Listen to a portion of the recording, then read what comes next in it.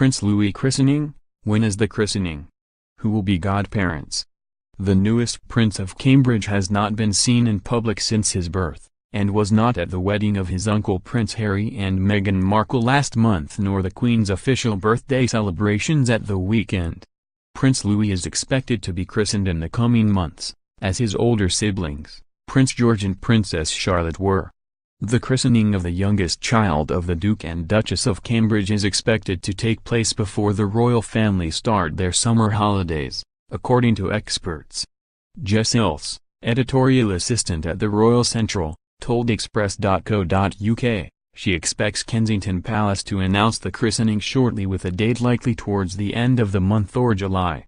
She said, "If you look back at the birth of Princess Charlotte, she was born on May 2nd and her christening was July 5th. So if you follow that model for Prince Louis christening, I wouldn't be surprised if it was announced for the end of this month or July." Prince Charlotte was christened in front of the Queen, and close friends and family members at St. Mary Magdalene Church on the Queen Superscript 1's Sandringham Estate in Norfolk. Whereas Prince George was christened in the Chapel Royal at St. James Superscript 1's Palace in London by the Archbishop of Canterbury on October 23, around 3 months after his birth on July 22. When the world saw Prince George and Charlotte, it was the first time since their birth, and the same is expected for Prince Louis, who has not been seen in an official capacity.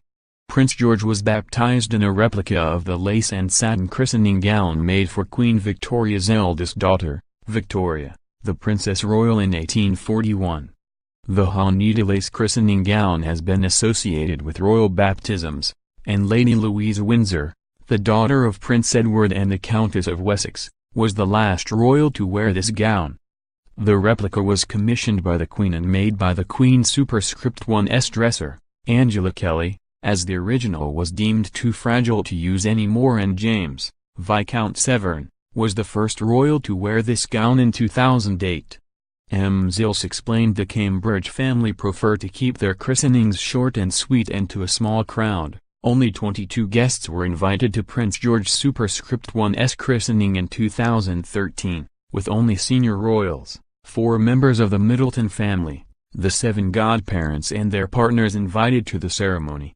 There has been a lot of speculation over who will be chosen as godparents to Prince Louis, and whether Meghan, the Duchess of Sussex, would be given the honor. However, Ilse said she unsure, as she has not known the Duke and Duchess of Cambridge for very long. However, it could be good way to welcome her into the family. Zara Tindall is the only family member who has been chosen as a godparent by the couple, so it remains to be seen whether the Duke and Duchess will choose close family members this time around.